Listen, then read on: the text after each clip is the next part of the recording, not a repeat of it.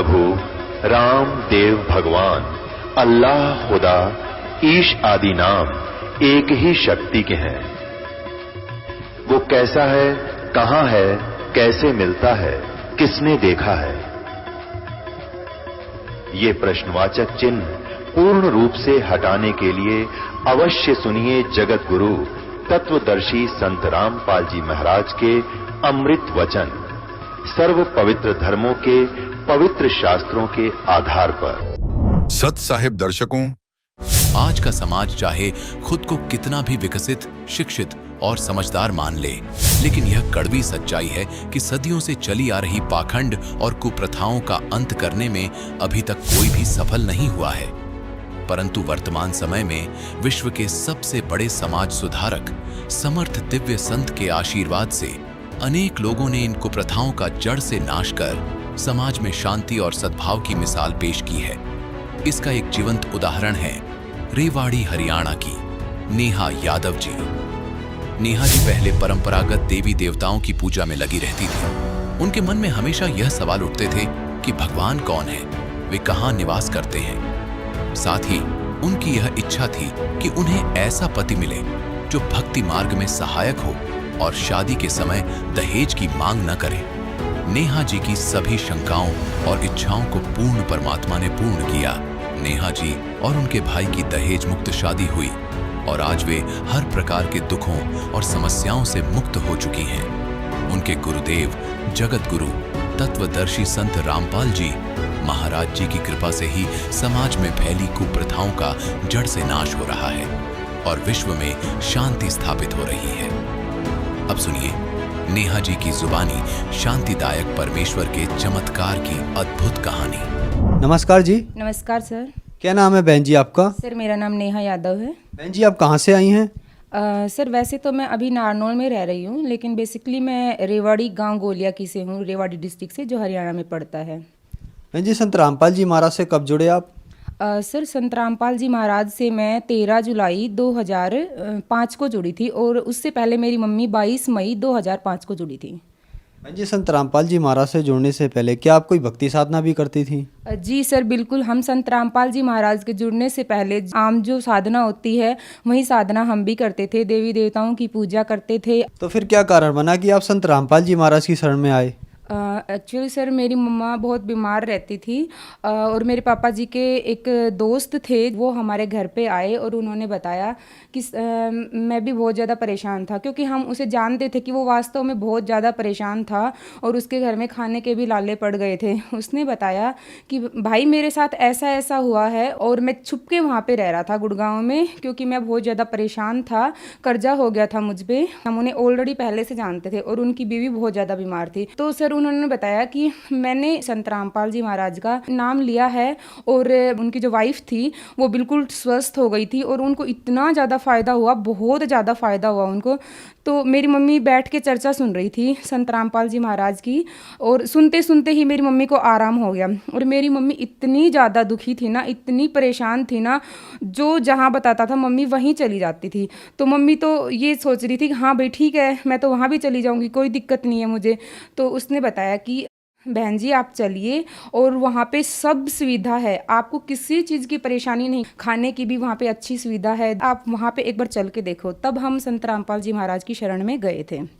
संत रामपाल जी महाराज की शरण में आने के बाद आपको क्या लाभ प्राप्त हुए? सर संत रामपाल जी महाराज की शरण में आने के बाद तो इतने लाभ प्राप्त हुए हैं कि शायद हमने दुख ही नहीं देखा है, और उससे पहले हमने सुख नहीं देखा था। संत रामपाल जी महाराज की शरण में सबसे पहले तो हमें मनुष्य जन्म का लाभ हुआ, जो कि आत्मिक शांति मिली और दुखों से छुटकारा मिल गया, ग्रह क्लेश से छुटकारा मिल गया, हमें भगवान मिल गए। क्योंकि जब मैं छोटी थी तो मुझे ज़्यादा तो नहीं पता था, लेकिन मैं हमेशा ये सोचती थी कि ऊपर भगवान कहाँ है, ये तो बादल है, तारे हैं, फिर ये मूर्ति है। मतलब मुझे बड़ा अजीब सा लगता था कि यार ये कैसे भगवान है, और मतलब मुझे इरिटेट सा होता था उन भगवानों को देख के। उनके बारे में जब मैं सोचती थी कि इस तरह से दूध बिखेरना शिव जी के ऊपर, और शिवलिंग अजीब सा नाम लगता था मुझे, बड़ा ही अजीब लगता था। तो मतलब मेरे मन में हमेशा सवाल उठते रहते थे कि भाई भगवान कौन है। तो संत रामपाल जी महाराज की शरण में हम जब गए तो मेरी मम्मी ने नाम लिया सबसे पहले, और मेरी मम्मी गई, बोली अगर मैं ठीक होंगी तो करूँगी, नहीं तो मैं नहीं करूँगी। कोई कहता था कि कुछ करवा रखा है, कोई कहता था कि भूत का साया है, कोई कहता था कि सवामणी बोल रखी है। इतनी सारी रिपोर्ट मैंने खुद फेंकी है मेरी मम्मी की। तो संत रामपाल जी महाराज से उपदेश लेने के बाद वो ठीक हो गई। घर में एक पैसा नहीं बचता था। संत रामपाल जी महाराज के उपदेश लेने के बाद हमें बहुत ज़्यादा फायदा मिला, जो हमें कहीं पे भी नहीं मिला आज तक। सर उसके बाद हमने रेवाड़ी जो गांव था गोलिया की वो छोड़ दिया, और उसके बाद हम नारनौल में शिफ्ट हो गए। परमात्मा ने ऐसी दया करी हमें, क्योंकि इतने कुछ पैसे भी नहीं थे हमारे पास, और पापा की भी इतनी कोई बड़ी नौकरी नहीं थी।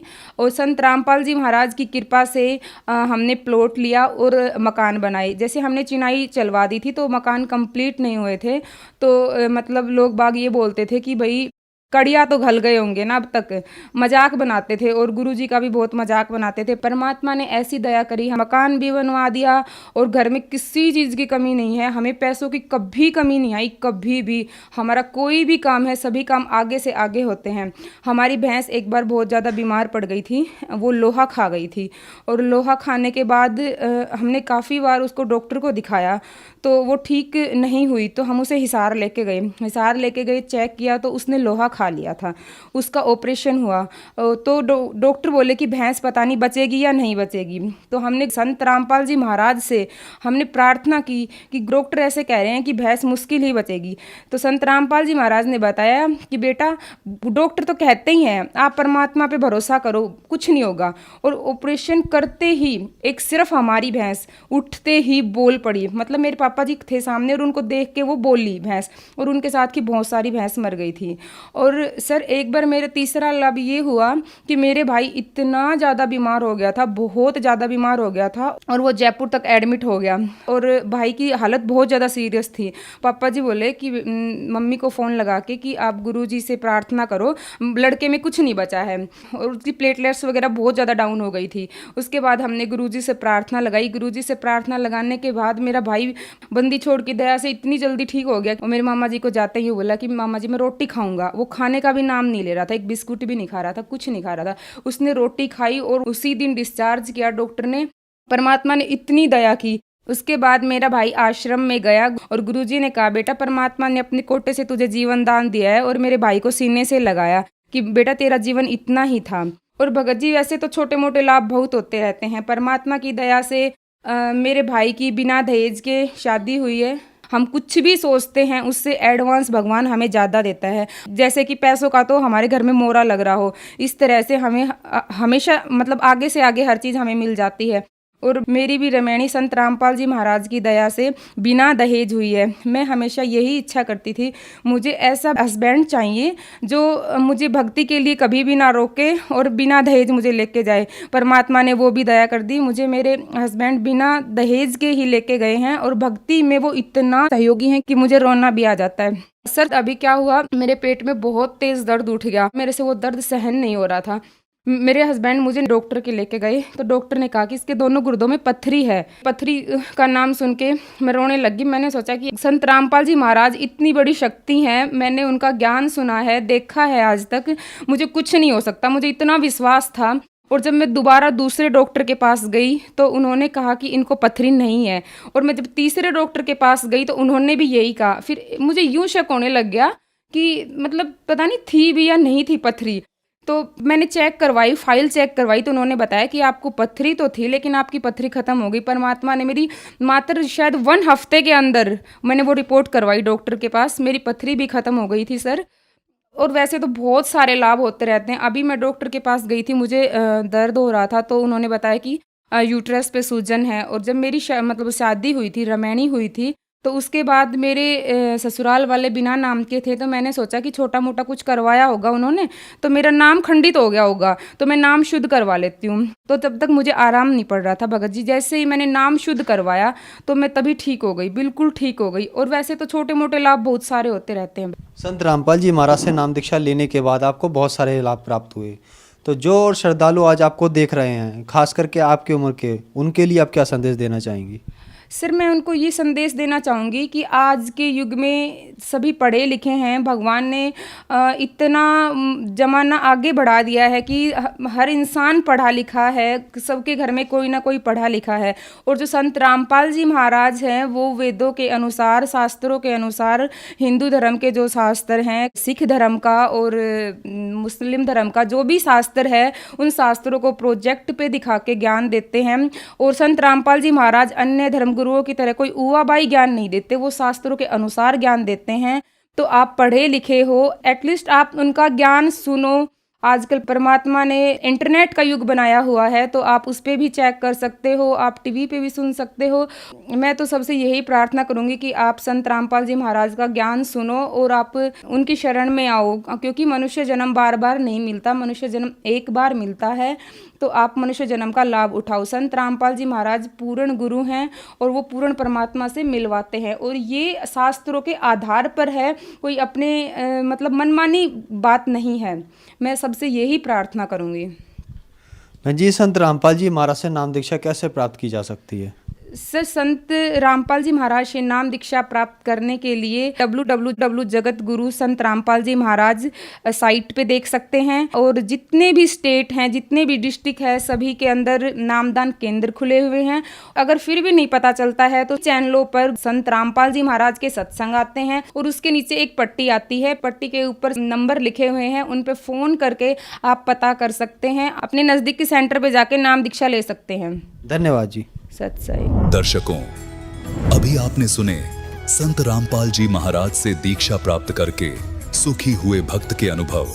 अब देखिए जगत गुरु तत्वदर्शी संत रामपाल जी महाराज के मंगल प्रवचन। बहुत सुंदर झरने हैं वहां पर, लेकिन वहां पर ये पशु पक्षी नहीं है।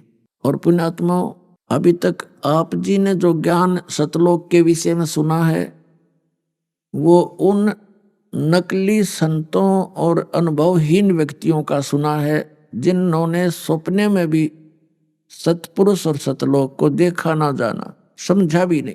वो क्या बताते हैं कि सतलोक एक प्रकाश ही प्रकाश है, वो चेतन प्रकाश है, और आत्मा मोक्ष प्राप्त प्राणी उस अमर लोक में ऐसे लीन हो जाती है जैसे बूंद समुद्र में। ये खाक मोक्ष हुआ। वहां क्या करेंगे फिर? समुद्र में डूबने जाना है, किसकी रुचि बनेगी वहां जाने की? ये केवल उनकी अपनी अज्ञान सोच है। वहां पर ऐसी ही सृष्टि है। आप पहले वहीं रहते थे, आपके वो मकान, आपके वो महल, वो बाग बगीचे अभी भी खाली पड़े हैं, क्योंकि वहां सदाबहार है, सदाबहार वृक्ष हैं, किसी चीज का अभाव नहीं, कोई काम नहीं, कोई राग द्वेष नहीं। राग द्वेष वहां होता है जहां आपस का बंटवारा हो या किसी चीज का अभाव हो, जहां छोटा और बड़ा हो। वह सब एक जैसे हंस हैं, एक जैसे सबकी स्थिति है, एक जैसा आहार है, एक जैसे विचार हैं। तो वहां शरीर भी इस 5 तत्वों से बना हुआ नहीं है, वो केवल नूर तत्व से बना हुआ है। उसके अंदर ये बीपी हाई लो नहीं होता, क्योंकि उसमें ब्लड नहीं है। उसके अंदर अमृत का संचार है। तो पुण्यात्माओं, स्वयं परमात्मा ने, सतपुरुष ने, कबीर जी ने आकर के अपना ज्ञान दिया, और कबीर सागर के अंदर वो लिपिबद्ध किया आदरणीय धर्मदास साहिब जी ने। क्योंकि आदरणीय धर्मदास साहिब जी को परमात्मा अपने विधान अनुसार मिले थे। ऋग्वेद मंडल नंबर 9 सूक्त नंबर 86 86 के मंत्र 26 और 27 में, ऋग्वेद मंडल नंबर 9 सूक्त 82 के 82 के मंत्र नंबर 1, 2, 3 में, ऋग्वेद मंडल नंबर 9 सूक्त 96 यानी 96 के मंत्र 16 से लेकर 20 में, ऋग्वेद मंडल नंबर 9 सूक्त 20 के मंत्र 1 में, ऋग्वेद मंडल नंबर 9 सूक्त 1 मंत्र 8 और 9 में, और भी अनेक स्थानों पर ये प्रमाण दिया गया है कि वो परमात्मा ध्रुवलोक के तीसरे पृष्ठ पर विराजमान है। ध्रुवलोक माने उस तेजो में लोक के, वहां सतलोक भी एक पृथ्वी है। वो ऐसी पृथ्वी है जो स्वयं भी प्रकाशित है लेकिन गर्भी नहीं है, और वह परमात्मा भी साकार है, मनुष्य सदृश है। और सभी हंस वहां पर ऐसी ही सृष्टि है, सदाबहार बाग हैं, बगीचे हैं, फल फ्रूट हैं, किसी चीज की अभाव नहीं है। तो वो ज्ञान परमात्मा ने स्वयं आकर दिया है। वहां सृष्टि एज इट इज है। आपका परिवार होगा, वहां कभी मृत्यु नहीं होगी, बुढ़ापा नहीं होगा। और यहाँ पर दोनों पैर टूटते हैं। जवानी में तो सब पुनों को नष्ट करवा देता है। सारा दिन एक रोटी के लिए दिन रात भटकता रहता है ये प्राणी, और फिर भी इसकी पूर्ति नहीं होती, क्योंकि ये काल का लोक है। यहाँ कभी भी कोई वस्तु पूर्ण नहीं हो सकती। और जिस सुख को, जिस वस्तु को हम यहाँ खोज रहे हैं वो सतलोक के अंदर है, यहाँ नहीं है। उसकी कसक इस आत्मा के अंदर है कि कोई ऐसी वस्तु है, ऐसा स्थान है और ऐसा भगवान है जो हमें सदा सुखी कर सकता है। तो यहाँ हम भगवान के लोक में नहीं रह रहे, हम शैतान के लोक में रह रहे हैं। आप देख रहे हो, भगवान हो और ऐसे दुख, किसी के हाथ कट गया, किसी की आंख फूट गई, किसी को कैंसर होगी, किसी की बेटी मर गई, किसी का बेटा मर गया, परिवार का परिवार नष्ट हो गया, छोटे छोटे बच्चों को छोड़कर माँ बाप मृत्यु को प्राप्त हो जाते हैं। तो यहाँ भगवान हो तो क्या ये दुख हमारे देख ले वो? हम कसाई के लोक में रह रहे हैं, कसाई के। पुणात्मा, आपके ऊपर काल ने इतना वजन डाल रखा बुद्धि पे और अज्ञान से परिपूर्ण करवा दिया इन अज्ञानी संतों और महंतों से, आचार्य और शंकराचार्यों से,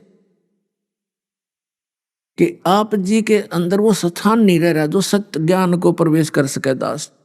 लेकिन इस सत्य ज्ञान में इतना वजन है कि ये अपनी जगह बनाएगा और बना रहा है।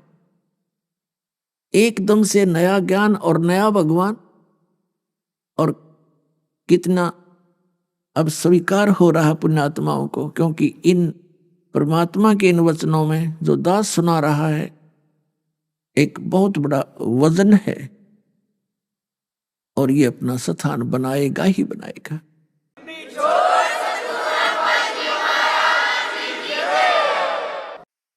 अब प्रसंग चल रहा है कि आप जी यहां कितने दुखी हो। कबीर परमात्मा ने कहा था कि काल कसाई हसत है सर्वे लोक को खा, और अंकुश निर्गुण नाम का ये सतगुरु दर पकड़ा जा। परमात्मा ने कहा कि ये काल कसाई है, जैसे कसाई बकरे पालता है। उसका उद्देश्य क्या होता है? उन बकरों की कितनी सेवा करता है वो। जैसे एक शेड डाल देता है गर्मी और सर्दी से बचने के लिए, साथ में एक तालाब बनवा देता है जिसकी अच्छी लंबी बहुत ज्यादा कंजम्पशन है, एक तालाब बनवा देता है, एक चरागाह रखता है उसके लिए। और जब वो कसाई उस बकरों के बकरियों के उस स्थान पर आता है जहां उनको रोक रखा होता है, तो वो बकरे और बकरियां उस कसाई को एक नेक व्यक्ति जानकर उससे प्यार करते हैं।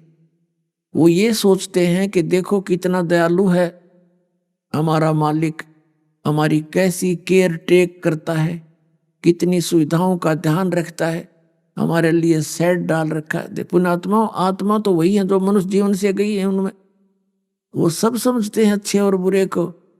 जैसे हम देखा करते थे, जो घर का सदस्य पशुओं को चारा डालता था प्रतिदिन, तो उसको देखते ही वो रीकने लग जाते थे, उससे प्यार करते थे, जीभ से चाटते थे कि ये बहुत अच्छा आदमी है।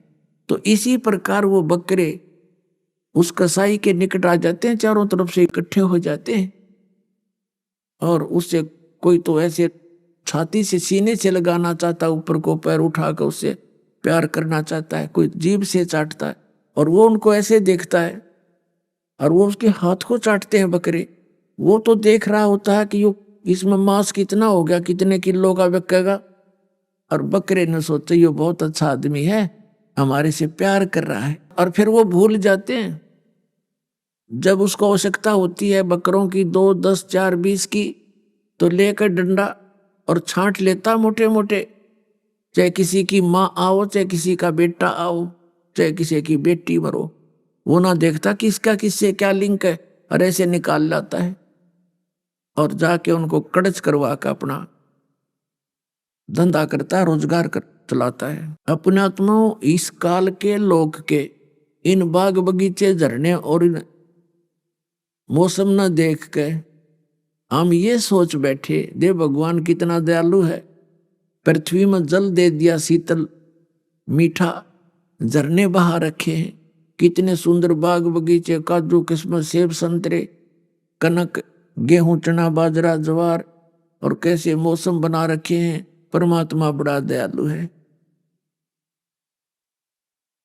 जैसे वो कसाई के बकरे उस कसाई को इतनी ही बुद्धि रखते हैं, तो जब तक हमें तत्व ज्ञान नहीं होता, हमारी इतनी ही सतह बुद्धि का, और उसमें हम भूल जाते इस भगवान की दयालुता को। एक परिवार का परिवार नष्ट हो जाता है, दुर्घटना के अंदर अक्षेत्र का अक्षेत्र नाश हो जाता है किसी भूकंप या फ्लड के कारण, तब कहाँ जाता है इसकी दयालुता। तो पुण्यात्मा परमात्मा कबीर जी ने स्वयं आकर अपने बच्चों पर रहम किया कि जिसको तुम भगवान मानकर और यहीं इसके लोक में रहने के आदी बन गए हो, ये लोक ठीक नहीं, ये भगवान नहीं है, ये तो काल है। श्रीमद् भगवत गीता अध्याय नंबर 11 के मंत्र नंबर 32 में ये स्वयं कहता है कि अर्जुन मैं काल हूं और अब परिवर्त हुआ हूं। ये श्री कृष्ण जी के अंदर प्रवेश कर गया और फिर उसको दिखाया, जब वो सीधे हाथ नहीं माना, अर्जुन युद्ध करने को तैयार नहीं हो रहा था, तो उसको उससे बाहर निकल कर कृष्ण से और ऐसा विराट रूप दिखाया, अपना असली रूप, और कहा देख ये है मेरा उस ओरिजिनल रूप, मैं काल हूं और सबको खाने के लिए आया हूं। उसका उद्देश्य तो ये था उसको डरा दूं, धमका दूं, ये युद्ध कर ले, उसने नाश कराना था। श्री कृष्ण जी नहीं चाहते थे युद्ध करवाना बिल्कुल भी, वो तो उन्होंने पहले फैसला कर दिया था कि मैं युद्ध में हथियार भी नहीं उठाऊंगा। तो क्या वो व्यक्ति फिर युद्ध के लिए प्रेरित कर सकता है? और ये एक तरफ मैं होऊंगा, एक तरफ मेरी सेना होगी, और मैं हथियार भी नहीं उठाऊंगा, तो फिर क्या वो लातों से मारता? कहने का भाव ये है कि बिल्कुल युद्ध प्रिय नहीं थे, नहीं चाहते हो तो मजबूरी में, जैसे जरासंध जैसे निकम्या ने और शिशुपाल जैसे ने बकवाद करी, वो दूसरी बात है, नहीं तो वो कभी किसी को दुख देने वाले इंसान नहीं थे। वो त्रिलोकी भगवान थे, 3 लोक के मालिक थे, स्वामी थे, एक विभागीय मंत्री यानी सतोगुण भगवान। तो हम काल के लोक में रह रहे हैं। और कबीर साहब क्या बताते हैं, कबीर ये माया अटपटी सब गट आन अड़ी, किस किस को समझाऊं या कुएं भांग पड़ी। परमात्मा कहते हैं किस किस ने समझाऊं, काल ने 21 ब्रह्मांड के अंदर अपने इस लोक रूपी कुएं में इस माया रूपी भांग को अनतोल्या अनमोला डाल दिया, और सभी ने एक ही प्रकार का ज्ञान ग्रहण है, सभी की एक जैसा ही स्वभाव बन गया। अब इस ज्ञान से ही ये भांग नशा उतरेगा, इस काल की भांग का। ये एंटीबायोटिक आपको दिए जा रहे हैं जो आपके अंदर या सोच गलत होगी, हमारे अंदर क्या सोच होगी, बड़ी कोठी हो और बहुत ज्यादा पैसा मेरे बैंक बैलेंस हो, और फिर मैं बकवाद करूं ब्याह शादियों में, सबसे ज्यादा दान दूं, लोग मेरी प्रशंसा करें। इस तरह की बकवाद हमने अपने अंदर ठोक ली। पुण्यात्मा, ठीक है, समाज कुछ करे, संसार कुछ करता रहे, है तो वो गलत, फिर भी जो भक्त इस मार्ग पर लगेंगे उनको वो क्रियाएं बिल्कुल नहीं करनी होंगी जो भक्ति में बाधा करे। उसके विषय में हम बार बार बताते रहते हैं, तभी हमारी भक्ति सफल होगी। पहले तो ये उद्देश्य रखे कि हम यहाँ के वासी नहीं हैं, और दूसरा परमात्मा कहते हैं मौत भूल गया बावड़े, तन अतरज किया कौन, तन माटी में मिल जाएगा जो आटे में लौण, तेरी दिख अस्तित्व भी तेरा नहीं रहेगा और तू मौत भूल गया। जब ये प्राणी अपने जाने का समय भूल जाता है तब इसको बकवाद अच्छी लगती हैं, कार और कोठियां अच्छी लगती हैं, और संग्रह संचन करने में ये पागल हो जाता है। और परमात्मा परमेश्वर स्वयं आकर के ये ज्ञान देते हैं। अपने आत्माओं, ये ज्ञान सतगुरु दे सकता है, ये ज्ञान जो दास आपको दे रहा है। सतगुरु के लक्षण कहूं मधुरे बैन विनोद, और 4 वेद 6 शास्त्र वह कहे 18 बोध। सतगुरु जो होगा सभी सदग्रंथों की जानकारी यथार्थ रखते हैं।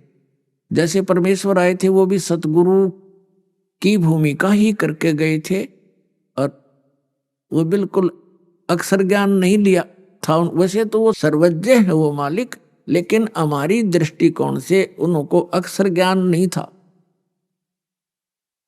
और अक्षर ज्ञान ना होते हुए और 4 वेद 18 पुराण उपनिषद और गीता बाइबल और कुरान का वो ज्ञान रखते थे।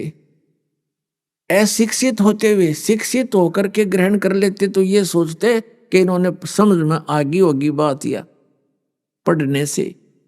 तो इससे सिद्ध है कि वो परमात्मा हैं और वो सद्गुरु भी हैं।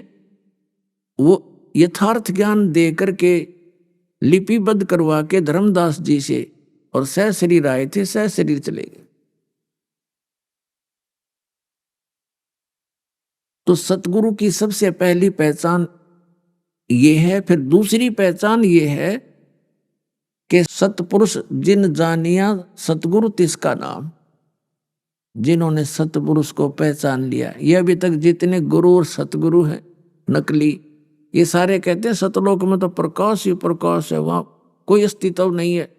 और एक आधा नकली, जैसे ये जम्मू वाला है मधु परमहंस नाम है इनका, और ये मिलती जुलती कथा सृष्टि रचना तो इसने कक्का पता ही नहीं, फिर भी कबीर साहब की लीला 5-7 पढ़ के वो सुना देता है। तो भक्ते का दे भक्त ने कहा जी वो भी बहुत अच्छी कबीर साहब की जानकारी रखता है, वह बहुत अच्छी बात है, लेकिन दास को पता था कि ये जानकारी अन्य चीज होती है और रोग नाशक औषधि से काम बनेगा। जैसे किसी रोगी को ज्ञान हो गया कि तुझे ऐसा रोग है, और बताने वाले ने भी सही बता दिया और औषधि दोनों के पास नहीं, तो उस ज्ञान ने सिर में मारेंगे। अब ज्ञान भी हो और समाधान भी हो तो तब बात बनेगी। तो वो क्या कहता है, जम्मू वाला रांझड़ी उसका आश्रम है, उसने सृष्टि रचना सुना रखी है। उसका टीवी के ऊपर भी एक सब आता है प्रोग्राम। तो क्या बताता है कि सतपुरुष गुप्त थे, अनुराग सागर की वाणी को पढ़कर सुनाते हैं। फिर कहते हैं परमात्मा ने इच्छा की कि हंस उपजाऊं, तो सबसे पहले परमात्मा ने एक शब्द उच्चारा, उससे प्रकाश से प्रकाश हो गया। उस प्रकाश में परमात्मा स्वयं समा गए, वो फिर चेतन हो गया, जीवित हो गया। प्रकाश पहले मरा हुआ था और फिर उसमें यानी प्रकाश में भगवान समा गया। फिर वही तो अमरलोक हो गया। वो सतपुरुष जब प्रकाश में समा गया तो वो अमरलोक हो गए। और फिर नो के सार नाम भी वही और सत नाम भी वही, सार शब्द भी वो अमरलोक। यह सुनाई उन्हें सृष्टि रचना।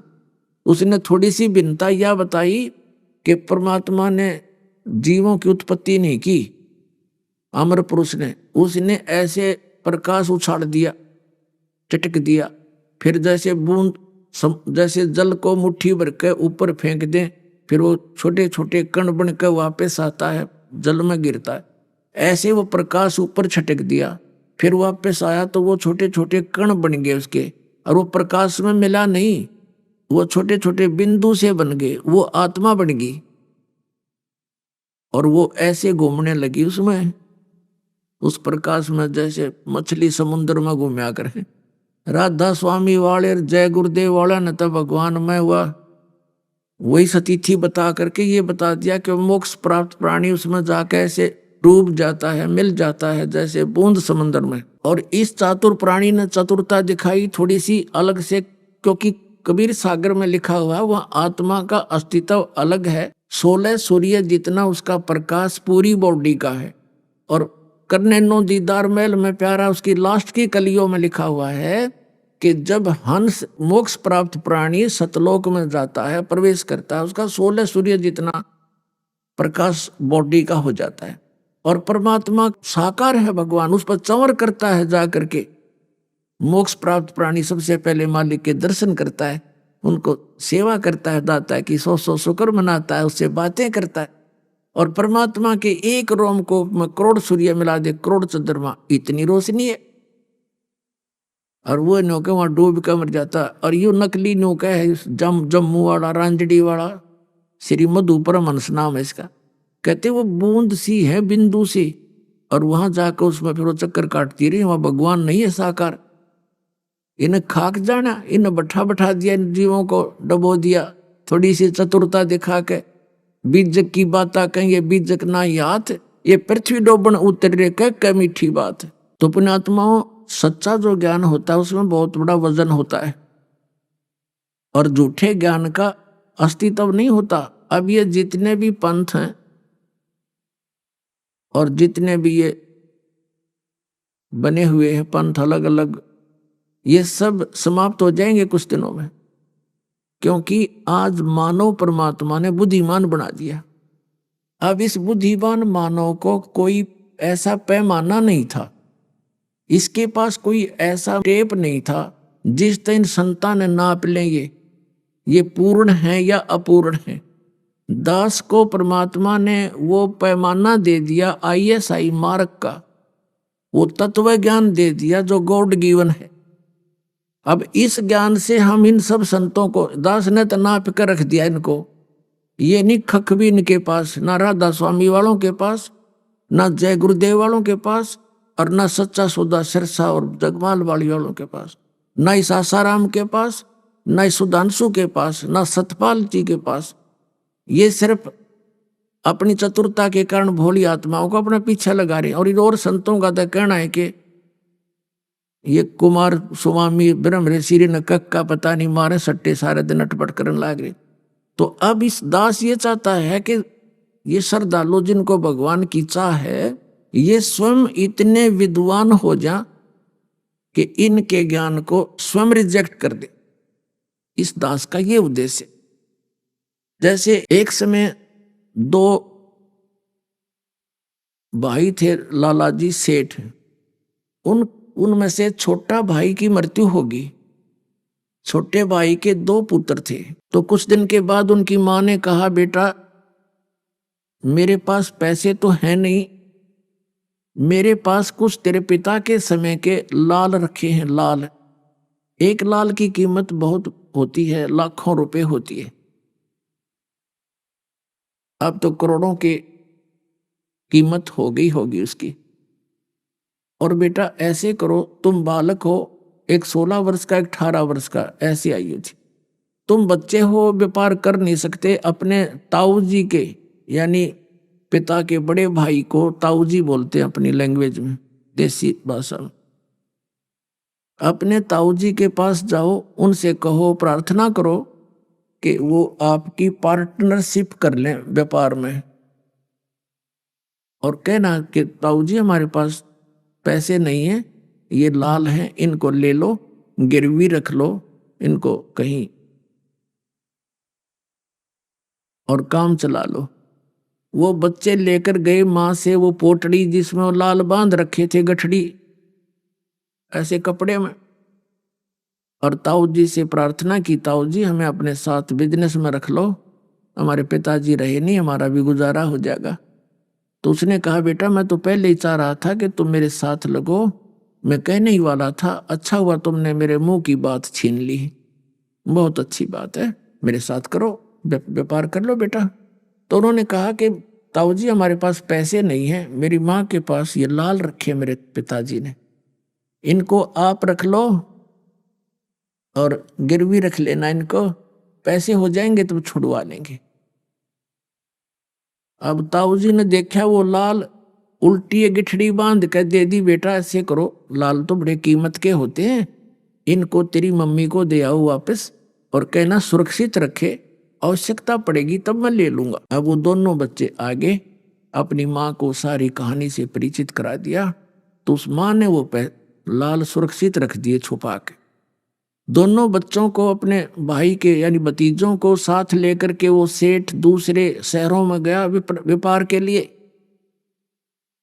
तो वहां पर उस समय 50,000 रुपए का उसने सामान खरीद लिया उधार पर, और धर्मशाला में रुके हुए थे। उस सेठ से कह दिया कि हम अभी आपके पास एक लाल भेजता हूं, उस गिरवी रख लेना, फिर हमें सौदा हमारा जहाज में डलवा देना। अच्छा ठीक है। अब वहां धर्मशाला में जाकर के सेठ ने कहा उस अपने भतीजों से, ले बेटा ये लाल ले जाओ, और जिस सेठ से 50,000 रुपये का सौदा तय किया है उसको ये लाल दे आओ, और कहना कि जब हम पैसे दे जाएंगे अपना लाल ले जाएंगे। वो दोनों बच्चे गए और कहा सेठ जी मेरे ताऊ जी ने ये लाल दिया है, ये आप रख लो, और हम आएंगे जब पैसे लेकर आएंगे अपना छुड़वा लेंगे। उसने कहा, सेठ ने कहा ठीक है बेटा बैठ जाओ यहाँ पर। तो उस सेठ ने एक जौहरी बुलवाया, जौहरी पारखू, और उससे कहा भी देखना ये लाल कैसा है। उस जौहरी ने उसके अपना लगा के देखा यंत्र, तो कहा ये सेठ जी ये लाल नहीं है, ये तो लालड़ी है, लाल तो 1 लाख रुपए का होता है, तो 200 रुपए की भी नहीं लेगा कोई। तो सेठ ने उन बच्चों को भली बुरी कही कि तेरे ताऊ जी ऐसे व्यक्ति तो नहीं दिखाई देते थे, अब वो धोखा भी करने लगे हमारे साथ, मैं क्या उनको उधार देने से मना कर रहा था, और ये नकली लाल मेरे को लालड़ी दे दी, ऐसे कहकर गली में फेंक दी। अब दोनों बच्चे बड़े दुखी हुए कि भी सेठ तो बहुत बुरा बोला हमारे बारे में, ताऊ जी के बारे में, क्यों धोखेबाज है। उसको उठाकर गली से लालड़ी को आगे धर्मशाला में, और कहने लगे ताऊ जी वो लाला जी तो बहुत निकम्मा आदमी है, ऐसे ऐसे बोला, हमारे लाल को गली में फेंक दिया। एक पता नहीं कौन बुलाया उसने, उसने कह दिया ये तो लालड़ी है। और ताऊ जी बहुत गलत बोला कि तेरे ताऊ जी अब धोखा भी करने लगे, ऐसे व्यक्ति तो नहीं थे, लाल कहकर लालड़ी मुझे दे रहे हैं। तब उस सेठ ने कहा, अरे बेटा सचमुच मेरा धोखा लग गया भाई, वो ठीक कह रहे थे। अब दूसरी साइड में दूसरे बैग में रखा था वो लाल, अरे बेटा ओहो ये तो सचमुच लालड़ी है, धोखे से दिया गया, चोरों से बचने के लिए रखे हुए थे कि कोई चोर चारा होते इनको निकाल ली जाएगा लालड़ियों को, और लाल अपने बचे रहेंगे, तो इसलिए बेटा रखी हुई थी मैंने, अरे ये लाल ले जा और जाके कहो कि मेरा ताऊ जी ऐसा आदमी नहीं है जैसा आपने सोचा है, देखो ये है लाल, धोखा लग गया उनके। दोनों बच्चे फिर आए और सेठ जी से कहा, सेठ जी मेरे ताऊ जी का धोखा लग गया, गलती से लाल की जगह लालड़ी दे दी, ये देखो लाल है ये। उस सेठ ने फिर वो पारखू बुलाया जौहरी, उसने आते ही देखते ही बता दिया अपने ला के यंत्र कि ये सही लाल है, ओके है बिल्कुल, ये है वो लाल। तब उस सेठ ने कहा, देख बेटा, ऐसा होता है लाल, देखा वो क्या उठा लाए थे तुम। तो कहने का भाव ये है, उन बच्चों को इस झटके से लाल और लालड़ी का पूरा ज्ञान हो गया, उनकी परख बन गई उनको। तो फिर क्या हुआ, वो दोनों बच्चों को लेकर वो ताऊ जी, उनका यानी पिताजी का बड़ा भाई, अपने भतीजों को साथ लेकर स्वदेश लौट आया। आकर उसने कहा, बेटा जाओ तेरी माँ से वो लाल ले आओ, उधार होगी गनी, एक आधे लाल को गिरवी रख लेंगे। तो दोनों बच्चे गए दौड़े दौड़े। माता ने कहा, आगे बेटा तुम आ जाओ, भोजन पालो। तो बच्चों ने कहा, माता जी भोजन बाद में खाएंगे, पहले ना हमारे ऊपर कर्जा बहुत हो गया है, और वो लाल दे ताऊ जी ने मंगाए, उनको गिरवी रखेंगे हम। अगले जाओ बेटा। वो माई ने ला कर दे दिया पोटली गठड़ी जितने जरूरी थी, 5-7 हुए। बच्चों ने सोची देखते ले लाल है कि लालड़ी। उन्होंने वही खोल ली गठड़ी अपने आंगन में, अपने कमरे में, साल में भीतर, और खोल के दोनों ने देखा वो तो सारी लालड़ी थी, लाल नहीं थे। तो उन्होंने वहीं पर अपनी माँ के सामने ही कहा, माता जी आप तो बड़ी भोली भाली हो, ये लाल नहीं है, ये तो लालड़ी है। वो सारी पटक दी वहीं पर, और दोनों बच्चे अपने ताऊ जी के पास आ गए और कहने लगे, ताऊ जी मेरी माँ है ना, उसको वो भोली भाली है, उसको पता नहीं लाल और लालड़ी का, उनमें तो लाल एक भी नहीं, सारी लालड़ी है ताऊ जी। तब उस सेठ ने कहा, बेटा ये उस दिन भी लालड़ी थी, यदि मैं इनको लालड़ी बता देता तो तेरी माँ का पेटा नहीं भरा हो, नो कहो मेरा धनी ना रहा सिर पे। आज यो मेरी लाला ने भी लालड़ी बताने लग गया। बेटा तुमको मैंने इतना तैयार कर दिया कि तुमने स्वयं परख ली अपनी लाल और लालड़ी को और पटक दिया उनको उठा के। तो पुणात्मा दास ये चाहता है कि ऐसा ज्ञान दे दूं आपको, इन नकली संतों की लालड़ी, इस अज्ञान को तुम स्वयं पटक दो और आ जाओ लाल ग्रहण करने के लिए। बोलो सतगुरुदेव।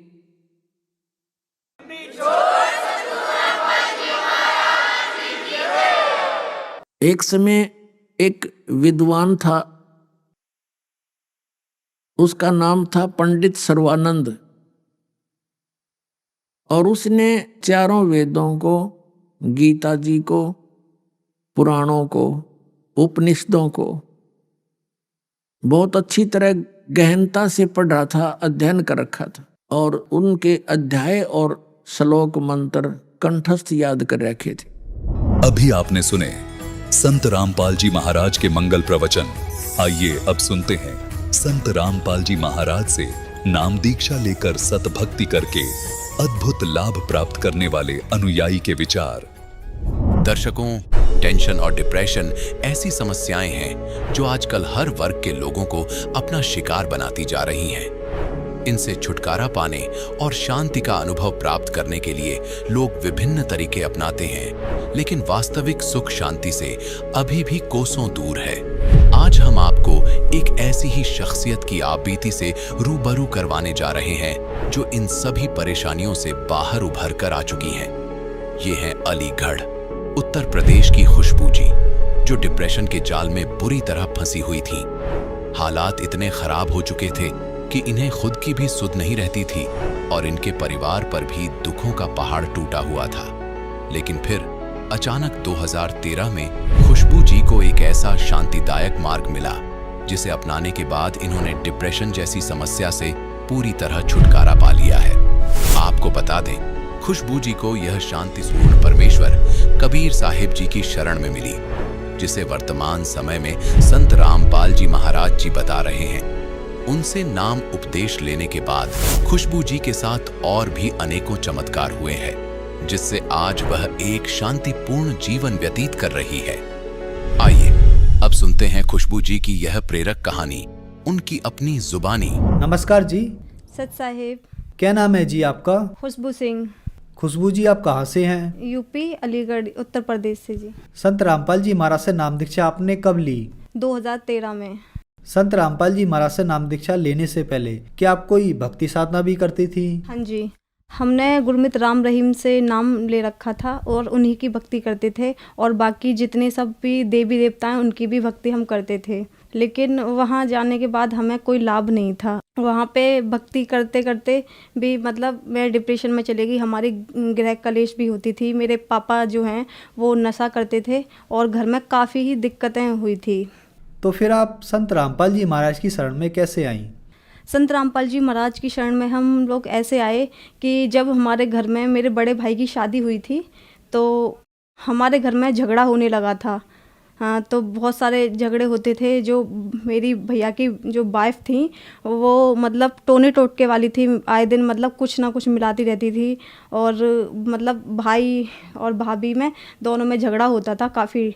तो मैं डिप्रेशन में चली गई और मुझे ये डर था कि मेरे भाई को अब ये मार देगी, और मतलब कुछ आए दिन कुछ ना कुछ खिलाती हैं, कि मैं अपने सिर को ना ऐसे मारती थी दीवारों में, बेडों में, इतने खतरनाक तरीके से कि शायद अगर मैं नॉर्मल अभी मारूं तो मेरा सर फट जाएगा।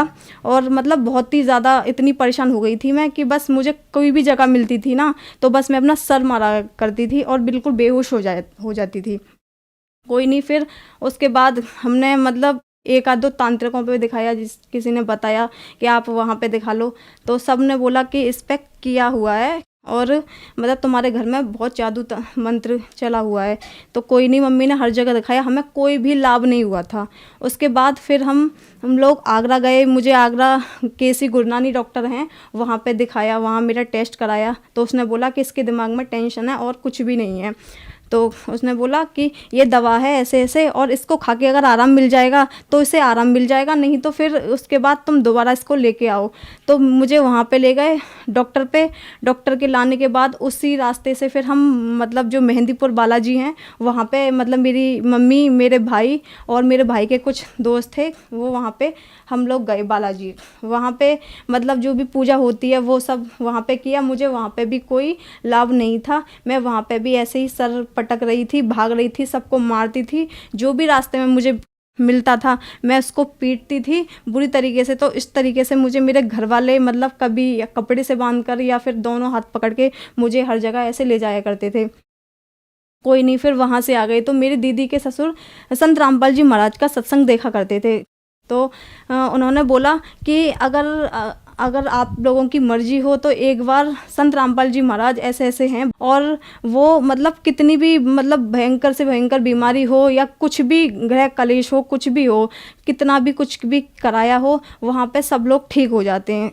तो मेरी मम्मी ने बोला कि ठीक है, हमने हर जगह दिखा लिया, हमने हर तांत्रिक पे दिखा लिया, डॉक्टर पे दिखा लिया, सब ने बस ये दवा दे देते हैं, लेकिन कोई हमें लाभ नहीं था। मुझे बस यही प्रॉब्लम थी कि मुझे एकदम मतलब बेहोशी आती थी और मैं अपना सिर पकड़ के मतलब दीवारों में, बेडों में, जो भी जगह मुझे मिलती थी मैं हर जगह मारती थी अपने सिर को। कोई बात नहीं, फिर उसके बाद मेरी मम्मी ने प्लान बना लिया कि अब मुझे कुछ नहीं सुनना, और क्या कहते हैं ऐसे तो बहुत ज़्यादा परेशानी हो जाएगी, और क्या कहते हैं हम लोग संत रामपाल जी महाराज के मतलब जाएंगे आश्रम में और वहाँ से नाम उपदेश लेंगे। तो भी हम मतलब बोल दिया था मम्मी ने, लेकिन फिर भी नहीं जा पाए। हमने बाद में बोल दिया। मेरा भाई बोला ठीक है चलेंगे, लेकिन हम लोग नहीं जा पाए। फिर उसके बाद दूसरे दिन एक मतलब चलता फिरता बाबा आया और वो बोल रहा था कि मतलब तुम्हारे बेटे को 6 महीने का दिया हुआ है और 6 महीने के अंदर अंदर ये मर जाएगा। कोई बात नहीं, ये बात मैं सुन रही थी, मुझे होश आता था, और इसी बात को सोचते सोचते मैं एकदम मतलब बहुत ज़्यादा परेशान हो गई, बहुत ज़्यादा, इतना कि मेरा दिमाग मुझे खुद नहीं मालूम कि उस टाइम पर कहाँ चला गया। कोई बात नहीं, हम नहीं गए। फिर हमने उस बाबा से पूजा कराई अपने घर में, और मतलब जो भी उसने बताया वो सब किया। भैया का कॉल आया, आपने कुछ घर में कराया है? कि हाँ कराया, कि मुझे परेशानी हो रही है बहुत ज़्यादा।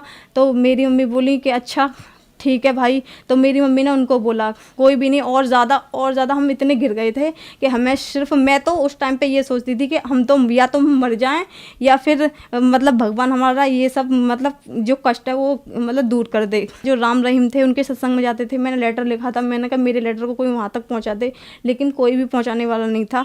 मैंने मतलब साईं बाबा को मैं ज़्यादा मानती थी। मैंने वहाँ भी प्रार्थना की लेकिन कोई भी लाभ नहीं था। जितने भी देवता सबसे मैंने वो संकल्प किया, भगवान मतलब मेरा जो दुख है वो कैसे भी आप दूर कर दो, कुछ भी नहीं हुआ। फिर उसके बाद एक और तांत्रिक हैं, हम दूसरे दिन वहाँ पे किसी ने बताया तो उनके पास भी गए। उन्होंने बोला कि इसको टोने दिए गए हैं और 2 घुल चुके हैं और अभी 4 बाकी हैं। तो मुझे और टेंशन हो गई, मुझे हर जगह दिखाया, कुछ भी लाभ नहीं हुआ। उस दिन फिर मेरी मम्मी बोली कि अब हमें कहीं नहीं जाना, हमें संत रामपाल जी महाराज के आश्रम में जाना है और मुझे कुछ भी दिखाई नहीं दे रहा, मुझे पता है अब कोई भी नहीं है, अब वहीं लास्ट चांस है और वहीं पे हम जाएंगे। तो हम उसी रात को हम, मेरा भाई, मेरी मम्मी, हम निकल गए। हम लोग दिल्ली पहुँचे। मेरी दीदी सुल्तानपुरी में रहती है तो उनके घर पे गए। फिर दूसरे दिन उनके सास ससुर हमारे साथ आश्रम में गए। वहाँ से संत रामपाल जी महाराज का हमने नाम उपदेश लिया। खुशबू जी, संत रामपाल जी महाराज से नाम दीक्षा लेने के बाद क्या आपको लाभ भी प्राप्त हुए? हाँ जी, सबसे पहला लाभ तो मेरा ये था कि आध्यात्मिक लाभ हुआ मुझे। फिर दूसरा लाभ, जो मेरी मतलब परेशानी थी, जैसे मैं पागल हो गई थी, सबको मारती थी, पीटती थी, किसी को भी सिर अपने दीवार में मारा करती थी बहुत खतरनाक तरीके से। तो मैंने जैसे ही संत रामपाल जी महाराज से नाम उपदेश लिया, उस दिन के बाद मतलब मैंने सबको मारना पीटना बंद कर दिया। फिर 1 महीने बाद मेरा भाई, मेरी सामने मतलब आंटी रहती हैं वो, और मेरी मम्मी और हम लोग गए संत रामपाल जी महाराज के आश्रम में। तो वहाँ पे आशीर्वाद मतलब दे रहे थे संत रामपाल जी महाराज। तो जैसे ही संत रामपाल जी महाराज ने मेरे सिर पे हाथ रखा तो मतलब मुझे उस टाइम पे ऐसा लगा था जैसे मेरे शरीर में से कुछ निकल के गया है, मतलब एकदम हल्का सा और बहुत ही ज़्यादा, मतलब मैं ऐसा फील कर रही थी कि अब तो मैं बिल्कुल ठीक हो गई। तो फिर जैसे मैं मतलब मेरी मम्मी मुझे देख रही थी, मैंने बोला कि मैंने तो संत रामपाल जी महाराज से आशीर्वाद ले लिया। मेरा जिस टाइम पे मैंने आशीर्वाद लिया था उस टाइम पे मेरा चेहरा मतलब टेढ़ा था। गुरुजी ने मेरे सिर पे जैसे ही हाथ रखा वैसे ही मेरा जो मतलब फेस था वो ठीक हो गया और मुझे मतलब लगा कि हाँ अब मैं ठीक हूँ। फिर मैं अपनी मम्मी के पास गई तो मम्मी ने बोला आशीर्वाद मिल गया, कि हाँ जी मिल गया। तो उस दिन के बाद मैं आज तक ठीक हूँ संत रामपाल जी महाराज की दया से। संत रामपाल जी महाराज की दया से फिर मुझे एक और लाभ हुआ कि मुझे थायराइड हुआ था। 15 दिन तक मेरी दवा चली, मुझे कोई भी आराम नहीं था, कुछ भी आराम ही नहीं हो रहा था। मैं दवा तो खा रही थी लेकिन मुझे डर था, पता नहीं क्या हो गया, मेरे को कोई आराम नहीं मिल रहा। उसके बाद 15 दिन बाद जब 16वें दिन मैं अपने चाचा के बेटे के लिए हॉस्पिटल लेके गई, मम्मी भी मेरे साथ थी, तो डॉक्टर ने बोला कि आपको एडमिट होना पड़ेगा। तो मैं डर गई, मैंने कहा एडमिट होना पड़ेगा, मेरे तो एग्ज़ाम है, मैं एडमिट नहीं हो पाऊँगी। कि आप एडमिट उसकी बात कर रहे हो एग्ज़ाम की, आपकी जान खतरे में, आपकी बीमारी पता नहीं चल रही और आपका वेट लेस होता जा रहा है। मेरे में उस टाइम पे 27 kg वेट था। तो डॉक्टर ने बोला आपको एडमिट होना ही है। मैंने कहा ठीक है, मैं अपने भाई से बात करती हूँ अभी। तो मैंने अपने भाई से बात की बाहर आके, भाई ऐसे ऐसे बोला डॉक्टर ने एडमिट की कि ठीक है हो जा। मैंने मम्मी को मना कर दी, मैं एडमिट नहीं होंगी, मुझे घर ले चलो। फिर मेरे बीच वाला भाई बोला, मेरा भाई है मेरे से बड़ा है, वो बोल रहा है और सब लोग बोलते हैं तुम्हारे गुरुजी तो बड़ी बड़ी बीमारियों को ख़त्म कर देते हैं। तो उसने बोला कि प्रार्थना लगा लो। जैसे ही मैंने वो लेटर में अपनी जो भी परेशानी थी वो मैंने सब लिखी। तो जब मैं लिख रही थी तो गुरुजी से, संत रामपाल जी महाराज से मेरी ये अरदास थी, बंदी छोड़, मुझे एडमिट ना होना पड़े, आप तो बड़ी बड़ी बीमारियों को ख़त्म कर देते हो और मुझे बहुत डर लग रहा है। मैं कभी नहीं हुई, इतनी पहले भी इतने केस हुए हैं, मैं कभी डॉक्टरों के पास एडमिट नहीं रही, लेकिन अभी भी मेरे को एडमिट नहीं होना।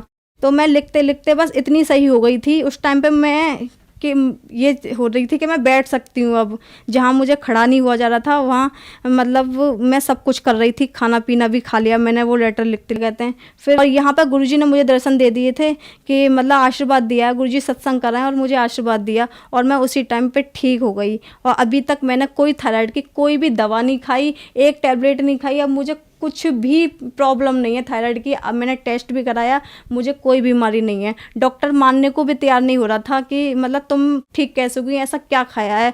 मैंने कहा कुछ नहीं खाया और मैं आपको क्या बताऊं, हमारे गुरुजी हैं ऐसे ऐसे, और उनका बस मैंने मतलब अरदास की और आज मैं ठीक हूँ गुरुजी की दया से। मेरे पापा मतलब संत रामपाल जी महाराज का मतलब नाम उपदेश लेने से पहले सभी प्रकार का नशा करते थे।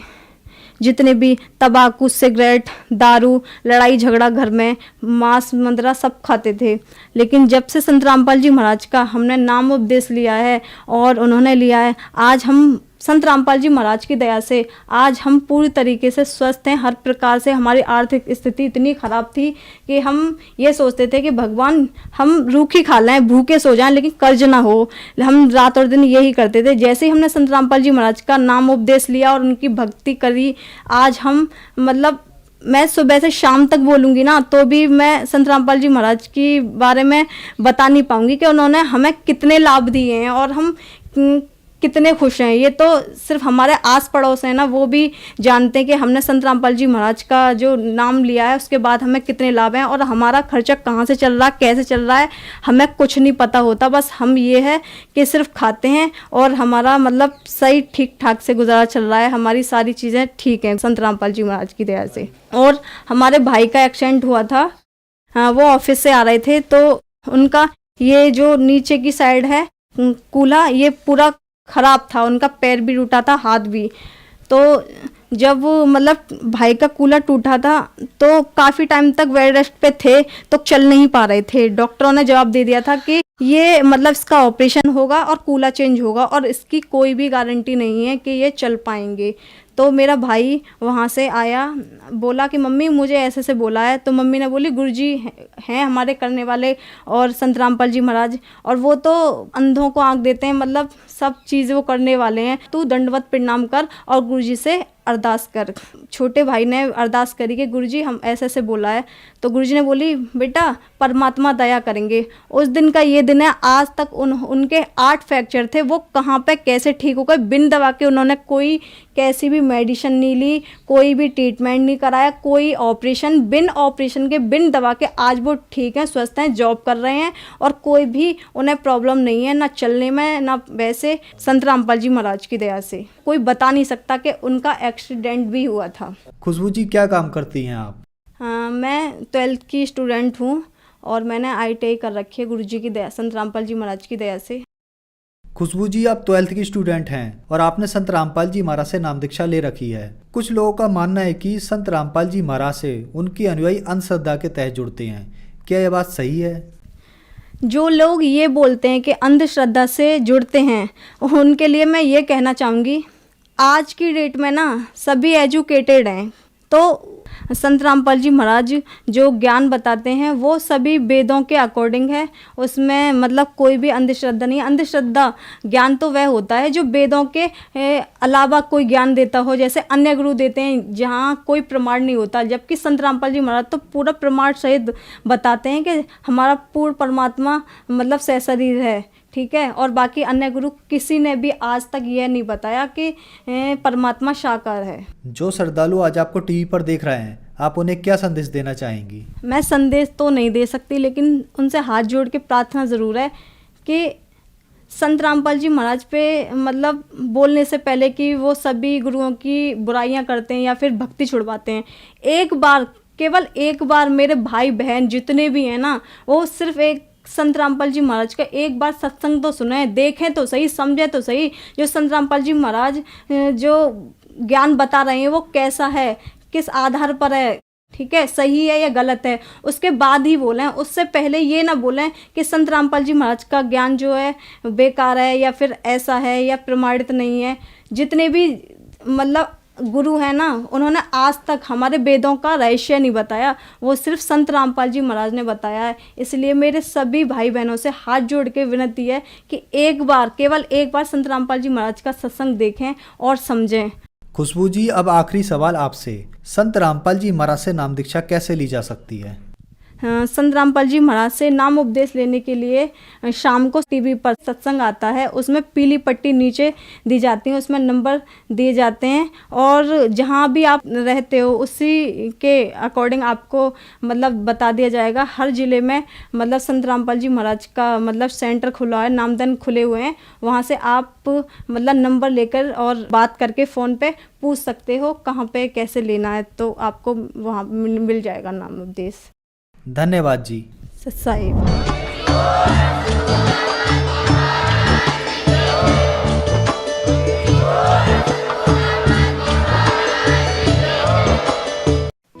आप सुन रहे थे जगत गुरु तत्वदर्शी संत रामपाल जी महाराज के मंगल प्रवचन। अधिक जानकारी के लिए संपर्क करें।